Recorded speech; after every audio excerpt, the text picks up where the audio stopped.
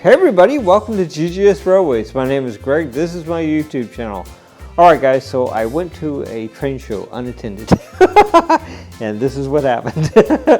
So let's see, we got a little bit of everything here. So we got some Ives parts. This is a shell and a parts motor.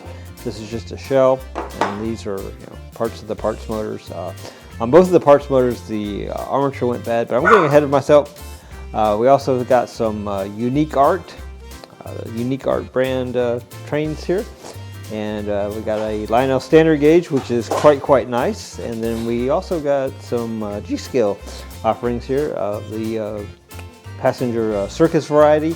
And anyway, I think what I'm going to do on this video is I'm going to break it up into chapters, because maybe maybe not everybody's interested in the parts, maybe not everybody's interested in, you get the idea.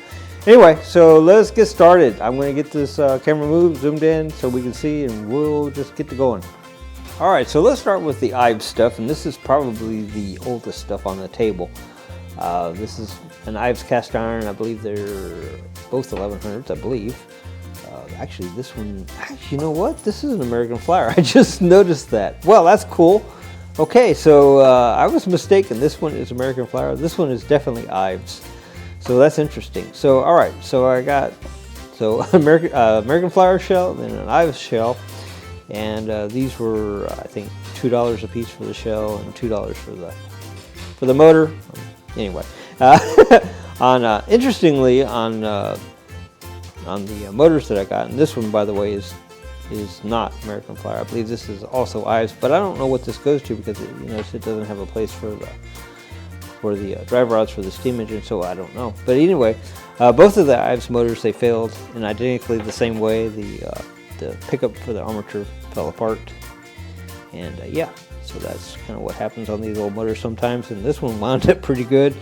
So yeah, anyway, this is parts. Interestingly enough, these are in fact the brushes that we needed for the last repair that we did. So had I found this last time, we could have done it with the correct brush, but that's neither here nor there, is it?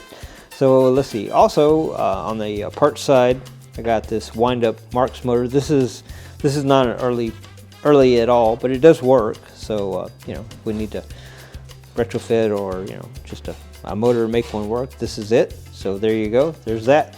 So let me get this stuff off the table. Oh wait, I was gonna show you guys something else. Wait a minute. So when I thought that both of these were Ives, I was going to comment that I thought that this body was, I guess, let's see, this body, but it's not. Clearly, it's not, because this is Ives for one thing, and I was excited because my Ives body is broken. It's got a couple of missing pieces. It's been broken on the cow catcher, etc. And then I thought, and this one is the same as this one. Well, no, it's totally different also. So I'm not sure how many iterations of the Ives cast iron locomotives that they made in the 1100 series there, but apparently it was quite a few. All right, so now we can move on. All right, so the second thing that I ran across at the show was this Rock Island, and this is by Unique Art. And I didn't know what Unique Art was when I bought this. I didn't know what this was, and frankly the seller didn't either. I said, is this Marks? Because it's tinplate and it's lithographed, but no, it's by Unique Arts, which apparently was a competitor of Marks, and at some point apparently Marks sued them.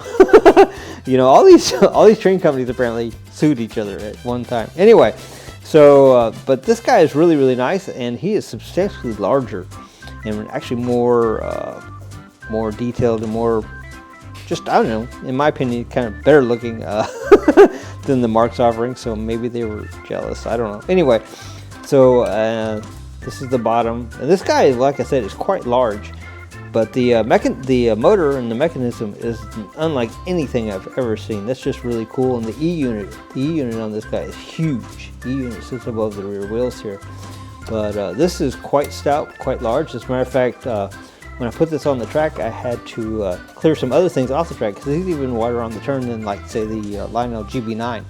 So yeah, this guy is really cool. Now the other thing that I noticed on this guy is look at how huge and how interesting these couplers are. I've never seen anything like this. That is really cool.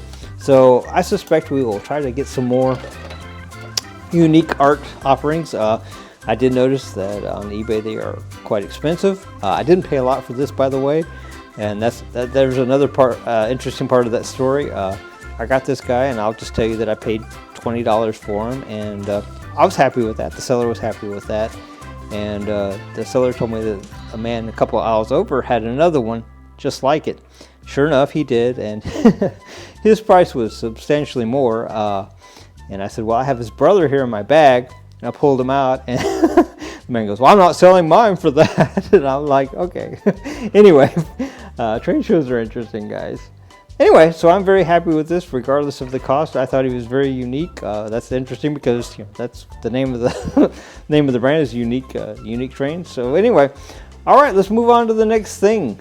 All right, so I found a standard gauge locomotive at the train show, and this actually came from the hobby shop that I was telling you about the other day, called Papa Ben's, and that was the last day of their their 50% off sale. And if you missed it, well, you missed it. But the good news is, if you go to Papa Ben's here in Houston, their prices are low all the time anyway. So a 50% off sale was just something super extraordinary.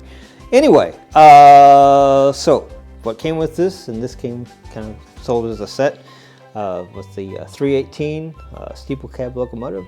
This guy was produced anywhere from 1924 to 1932, and he is quite nice. He's fully functional. He's very, very nice.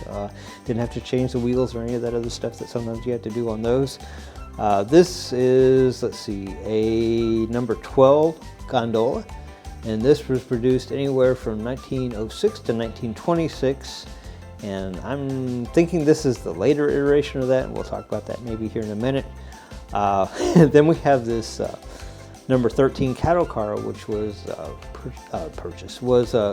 produced from 1906 to 1926. And we'll talk about this guy here in a minute and some of the issues we had in there in the train room the first time I ran them. It's interesting. And then finally, last but not least, we have the number 17 caboose, which was produced from 1906 to 1926. Now, the reason that I think that these are on the later end of the scale is, first off, if this was truly somebody's set, generally speaking, you would get the the locomotive first, and the locomotive was produced from 1924 to 1932, and the latest, some of these others were 1926, so I'm thinking 1924 to 1926 is probably a pretty good guess. So anyway, so when I ran this guy, I was super, super excited, not really thinking about much of anything. Now, the size of this cattle car is an issue. This is a typical typical height of a standard gauge boxcar, and you'll notice that this guy is significantly higher, which may matter if you have crossing signals that go over the top of the track. And this guy would not clear them. I had to move him, so that's very cool. This cattle car is enormous. I mean, he's just massive. Now, interestingly, and one of the reasons I think this may also be the later iteration is, look at these trucks. If you guys saw my caboose repair video the other day, I believe that's the earlier iteration where they don't have these trucks. So these are really, really cool. These are nice. Like that a lot, and they're all like that. So all right, I think that's all for the standard gauge stuff. Here at the end we'll run all this stuff. We'll show you guys, and it's gonna be awesome. It's gonna be nice. I promise you. I've already played with it without you guys. I'm sorry, but I had to. I just was super excited. I stayed up until, I don't know, probably 3 a.m. this morning playing with this stuff. All right, guys, let's move on to the last but not least. Let's do it.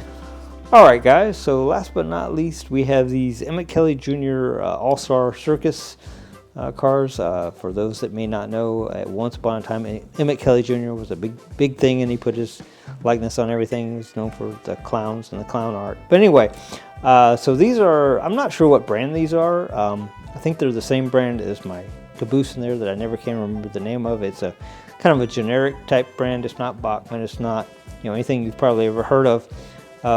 These aren't the world's best cars, but they're actually kind of nice, and they look good going around the track, and they're certainly worth what I paid for them. These are lit, but they're lit by a 9-volt battery that you turn on and off. So anyway, and it's not terribly bright. We may modify that at some point. I don't know. You know how I do. Anyway, so I quite enjoyed these. I quite liked them, so I did buy them. Like I said, I didn't pay a lot for them, but they look really, really fantastic. Running behind that Santa Fe diesel in there, and we'll show that here in a minute. So, and I think you guys will enjoy that. So we're at the end of my train haul. So let's go in there and see what we can do. Let's look at and see what, how we did, what they look like running around the track. Just spoiler alert, they look awesome. So all right, let's go do it. All right, guys. So we have the Unique Arts train here on the track, and it's ready to go. This is quite nice. Unlike the tin litho marks, these are pretty heavy. They're pretty stout. They work really well. They're a little quieter than the marks, and frankly, the gearing seems a little bit better. You don't have to pay attention to their speed quite so much as far as speeding up or whatever. Anyway, just something different. Let's try it out. Very nice. So they have the same locomotive and the dummy on eBay right now. I think it's $150, and that would be nice to have, but no, I don't guess so. I would like to find some more Unique Arts trains cars. That would be nice, because frankly, with these huge couplers like this, I'm not sure how you'd hook it to anything. The cars that go with this are very similar to the Marks cars, but larger. I mean, if you think about it, it would almost have to be larger. All right, guys, so that's the Unique Arts. I think it is really cool. We're going to slow him down. He does run slow. Unlike the Marks, they don't mind running slow. So that's pretty cool. I like that a lot. All right, so I'm going to pull him back around here, let him come on around, and then we're going to get the standard gauge going and show him off for you guys. All right, looking pretty good. All right, so I'm going to park him kind of over here out of the way. All right, let's move on to the standard gauge. What do you say? Let me get this camera repositioned. All right, guys, so here's the standard gauge we got at the last train show with the 318 and then the freight cars here. They are very, very sharp. I like it quite a bit. Now, I did have to take down my my crossing signals that went over the track because that cattle car is too tall and it hit them, and so yeah, we found that out not the easy way. But no harm, no foul. It's okay. So all right, let's get this guy running. This guy runs actually very, very nicely. Actually, it runs nicer than probably any of my other standard gauge stuff. Now, one of the nice things about these steeple cabs is they don't have a front or a rear pilot, which means that front or rear pilot's not going to get off the track on this really crummy standard gauge track that I have. So this guy will run all day long on this track without a lot of issue. And he runs really, really nicely. I'm very well pleased with this purchase. So one of the things I didn't show, because I can't show it, is I bought yet another standard gauge set, and not for a lot of money. Supposedly semi kind of sort of functional, but mostly I bought it because it comes with track. And if you could actually see the track that I'm running this on in person, you would probably understand that. So I bought it sight unseen from the same hobby store that we've been getting the 50% off stuff from, the Papa Ben's here in Houston. So they've never steered me wrong, so I have total faith that we're going to be pleased. So I'll let you guys see that when we get it. It'll probably be, well, I don't know when I'll get the video out, but it'll be probably Wednesday or Thursday this week before I can make it down there. All right, so that guy is nice. I enjoy that quite a bit. Really, really cool. I've wanted that cattle car for quite a while. I did not realize he was quite that tall. That is massive. Loving that. Loving it, loving it. All right, guys, so I think I'm going to have to get a few things out of the way here to do the G-scale in a way that we can see everything. It's kind of over there. You might can see it in the background there. I'm not sure. But let me get things situated here, get the camera. Maybe I'll move it over closer to there, and we'll go from there.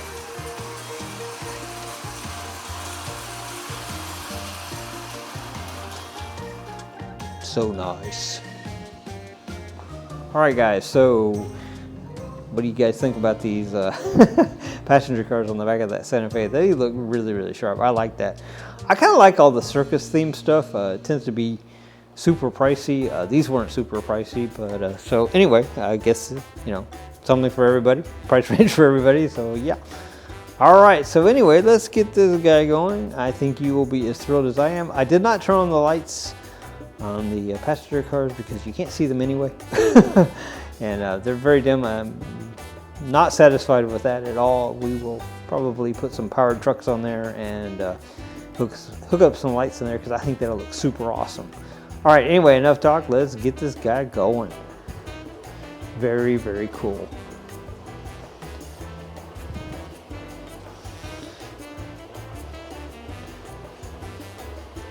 So things don't have to be super, super expensive to look cool.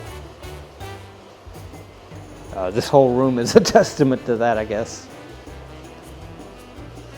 Very, very cool. I think that Santa Fe pulling those passenger cars is just super, super sharp. Love that a lot. I think we'll enjoy this for quite a while to come.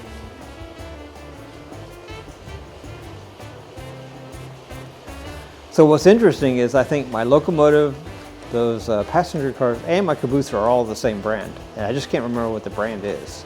It's an off-brand, but as far as I can tell, it, you know, let's see, I think that G-Scale locomotive is going on, what, 3 years of unproblematic service. So, I mean, that says a lot. I mean, you know, it's not, you know, any of your high dollar stuff, but it is pretty cool.